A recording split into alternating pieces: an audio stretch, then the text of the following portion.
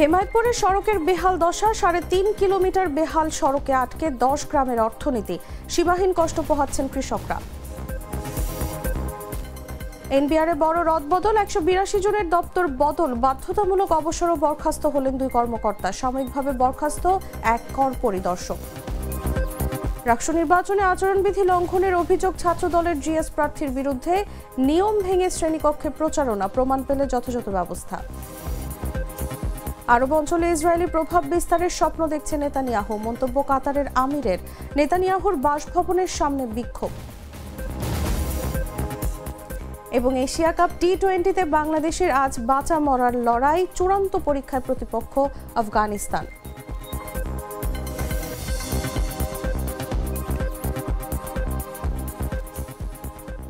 দর্শক, এতক্ষণ শুনছিলেন সংবাদ শিরোনাম। সবাইকে আমন্ত্রণ জানাচ্ছি বেলা ১১টার সংবাদে, সাথে আছি আমি তসলিমা তিথি। কফি ক্যান্টিন, কররা কফি, কঠিন স্বাদে, হাইকে বলো বাই। চলে যাচ্ছি পুরো খবরে। পাবনার হেমায়তপুর ইউনিয়নের শানিকদিয়ার মন্ডল মোড় কাঁচা বাজারে প্রতিদিন ভোরে সরগরম হয়ে ওঠে। চরাঞ্চলের অন্তত ১০ গ্রাম থেকে কৃষকরা তাজা সবজি নিয়ে আসেন এখানে। তবে মাত্র ৩.৫ কিলোমিটার কাঁচা রাস্তার বেহাল দশায় সীমাহীন ভোগান্তি পোহাচ্ছেন তারা। সামান্য বৃষ্টিতেই কাদা পানিতে নিমজ্জিত হয় পথ, ফসল বাজারে পৌঁছাতে দিতে হয় বাড়তি ভাড়া। রাস্তা পাকা হলে ফসলের অনেক ভালো দাম পেতেন দাবি কৃষকদের। পাবনা প্রতিনিধির পাঠানো তথ্যচিত্র, বিস্তারিত জাগো ডেস্ক রিপোর্টে। পাবনার হেমায়তপুর ইউনিয়নের শানিকদিয়ার মন্ডল মোড় কাঁচা বাজার ভোরে প্রাণ ফিরে পায়। চরাঞ্চলের অন্তত ১০ গ্রাম থেকে কৃষকরা প্রতিদিন ভোরে বাজারে পৌঁছে তাদের তাজা সবজি বিক্রির জন্য। তবে মাত্র ৩.৫ কিলোমিটার রাস্তা পাড়ি দিতে কৃষকরা সীমাহীন কষ্ট পোহাচ্ছেন।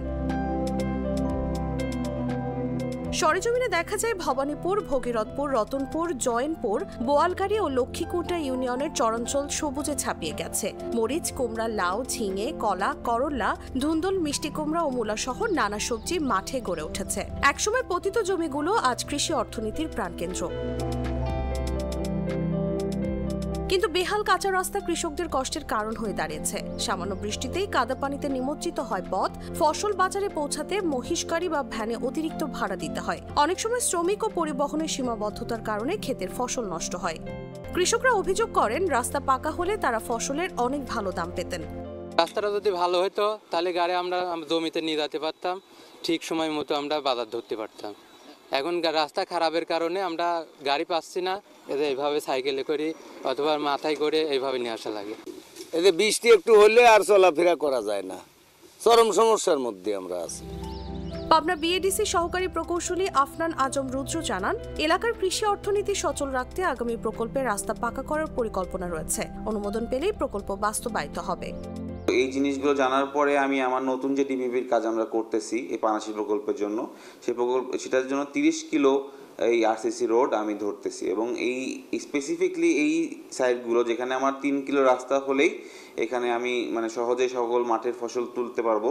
তো এই রাস্তাটার যে আমি তালিকা, এটা আমি ডিপিপির মধ্যে করে যদি এটা ভবিষ্যতে আমরা অনুমোদিত হয় অবশ্যই আমরা এই কাজটা করব যাতে কৃষকের উপকার হয়।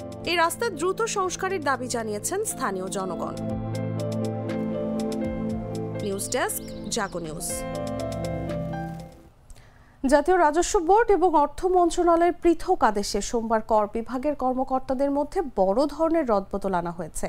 ১৮২ জন সহকারী রাজস্ব কর্মকর্তার দপ্তর বদল করা হয়েছে।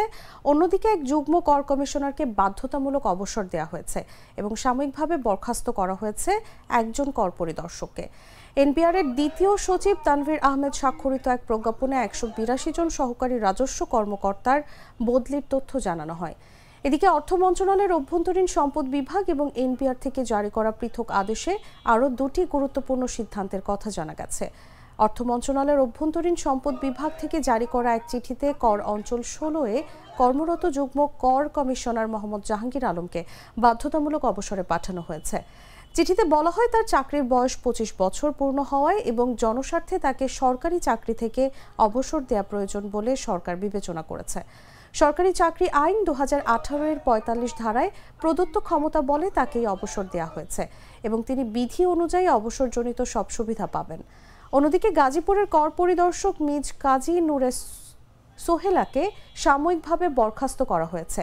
এনবিআর চেয়ারম্যান আব্দুর রহমান খান স্বাক্ষরিত এক আদেশে তার বিরুদ্ধে অসদাচরণ ও পলায়নের অভিযোগ আনা হয়েছে।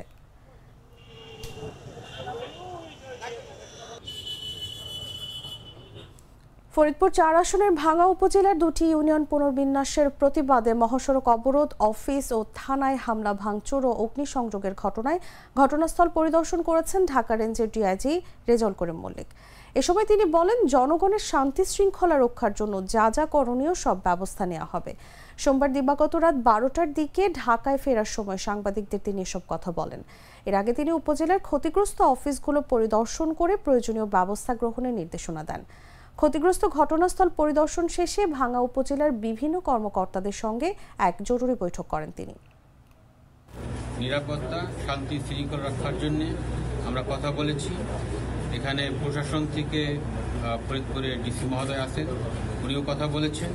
তো আমরা সার্বিক যে কথাটা বলেছি সেটা হচ্ছে আইন শৃঙ্খলা রক্ষার জন্য, জনগণের শান্তি শৃঙ্খলা রক্ষার জন্য যা যা করণীয় আমরা সব ব্যবস্থা নিব। আমরা যে পরিস্থিতির সম্মুখীন আজকে এখানকার যারা নিরাপত্তা রক্ষার দায়িত্বে ছিলেন তাদের সাথে কথা বলেছি, তারা এই বিষয়ে আমাকে অবগত করেছে। আমি তাদেরকে নির্দেশ দিয়েছি যে আইন শৃঙ্খলা রক্ষার জন্য যা যা করার তাদেরকে সব কিছু বিষয়ে আমি ব্যবস্থা নেওয়ার জন্য নির্দেশ দিয়েছি। কীভাবে নিরূপণ করা যাবে না এটা আমরা পরে বলতে পারবো।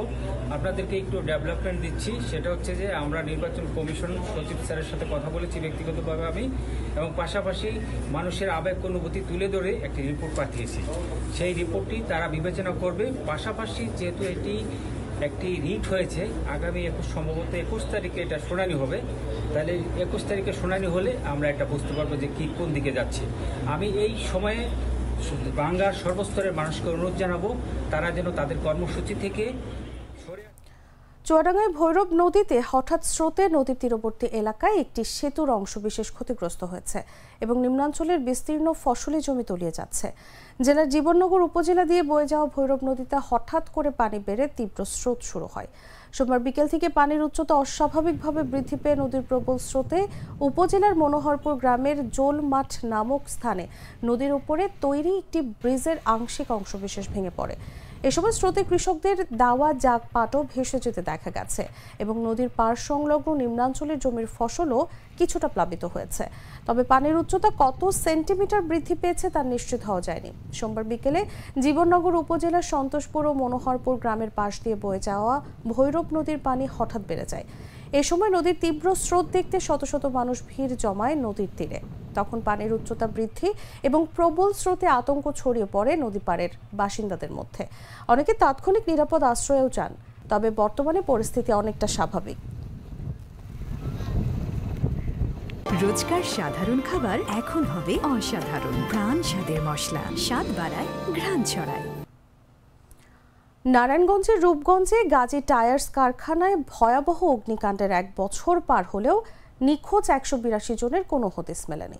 মৃত্যুর সরকারি স্বীকৃতি না পাওয়ায় নিখোঁজদের পরিবারগুলো ঋণ মওকুফ, বিধবা ভাতা ও অন্যান্য সরকারি সুবিধা থেকেও বঞ্চিত হচ্ছেন।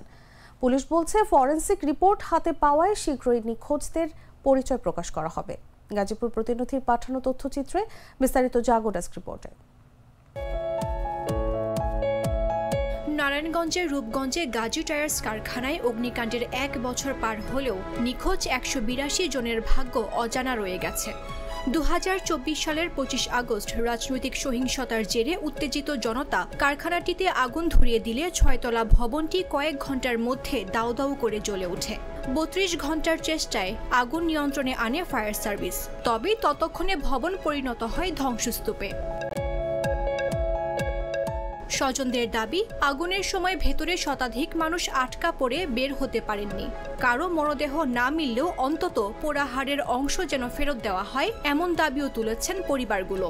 কিন্তু তদন্ত ও ফরেনসিক পরীক্ষার নামে ১ বছর কেটে গেলেও কোনো প্রমাণ মেলেনি। এদিকে মৃত্যুর সরকারি স্বীকৃতি না পাওয়ায় নিখোঁজদের পরিবারগুলো ঋণ মওকুফ, বিধবা ভাতা ও অন্যান্য সরকারি সুবিধা থেকেও বঞ্চিত হচ্ছেন।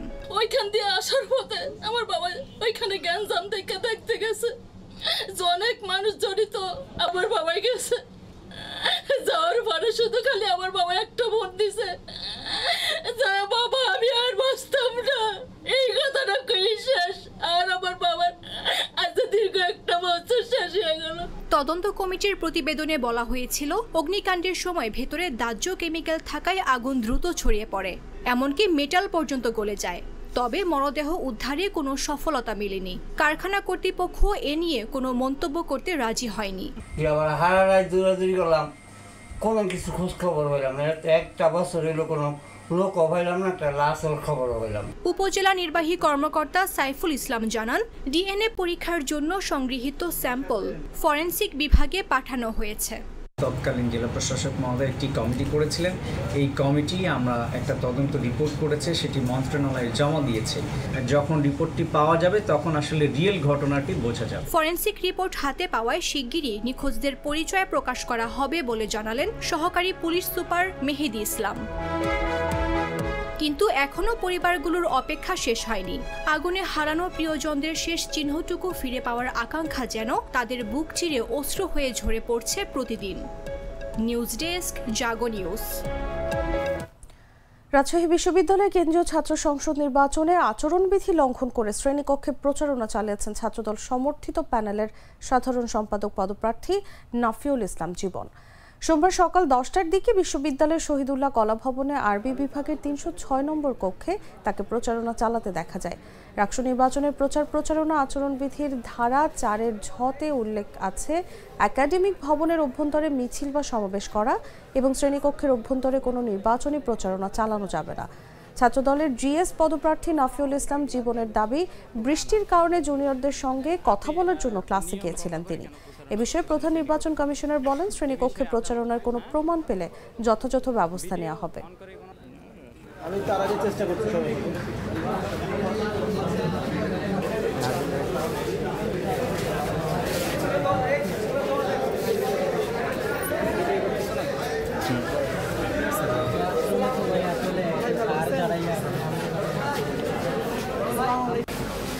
এ বিষয়ে আপনার ভিডিও অন করে কোনো প্লিজ ভাই তুমি এটা ইয়া করো।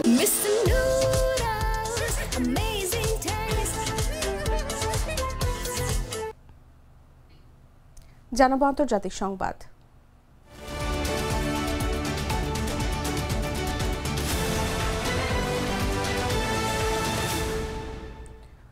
ইসরায়েলের প্রধানমন্ত্রী বেঞ্জামিন নেতানিয়াহু পুরো আরব অঞ্চলকে ইসরায়েলি প্রভাবের আওতায় আনার স্বপ্ন দেখছেন বলে মন্তব্য করেছেন কাতারের আমির Sheikh Tamim bin Hamad Al Thani. বলেন, এটি অত্যন্ত বিপজ্জনক একটি ভ্রম। সোমবার দোহায় আরব ও মুসলিম নেতাদের এক সমাবেশে তিনি এই মন্তব্য করেন।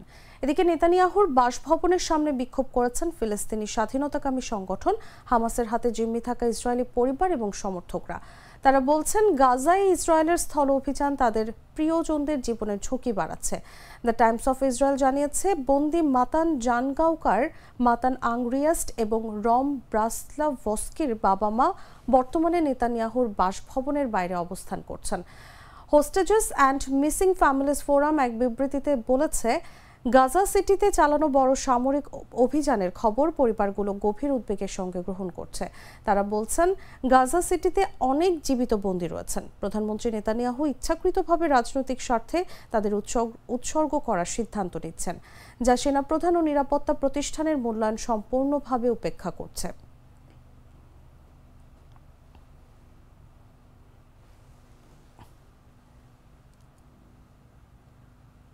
জানাবো খেলার খবর।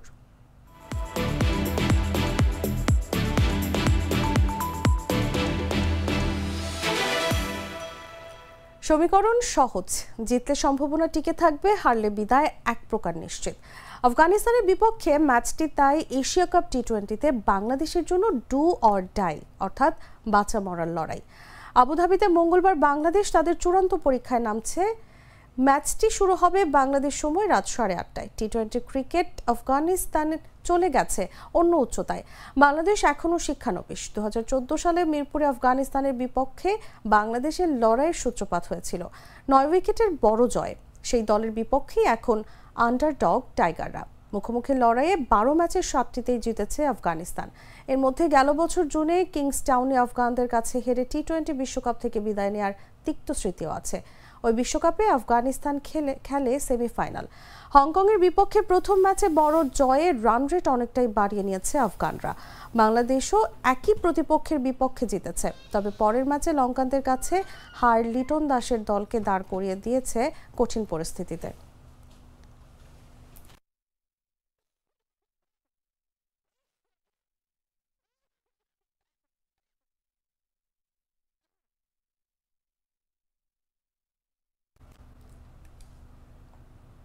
দর্শক, সংবাদ শেষ করার আগে শিরোনামগুলো জানিয়ে দিচ্ছি আরও একবার।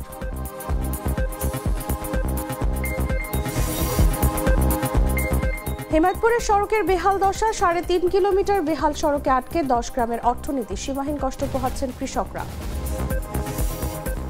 এনবিআরে বড় রদবদল, 182 জনের দপ্তর বদল, বাধ্যতামূলক অবসর ও বরখাস্ত হলেন 2 কর্মকর্তা, সাময়িকভাবে বরখাস্ত 1 কর পরিদর্শক। রাকসু নির্বাচনে আচরণবিধি লঙ্ঘনের অভিযোগ ছাত্রদলের জিএস প্রার্থীর বিরুদ্ধে, নিয়ম ভেঙে শ্রেণীকক্ষে প্রচারণা, প্রমাণ পেলে যথাযথ ব্যবস্থা। আরব অঞ্চলে ইসরায়েলি প্রভাব বিস্তারের স্বপ্ন দেখছে নেতানিয়াহু, মন্তব্য কাতারের আমিরের, নেতানিয়াহুর বাসভবনের সামনে বিক্ষোভ। এবং এশিয়া কাপ টি-20তে বাংলাদেশের আজ বাঁচা মরার লড়াই, চূড়ান্ত পরীক্ষায় প্রতিপক্ষ আফগানিস্তান।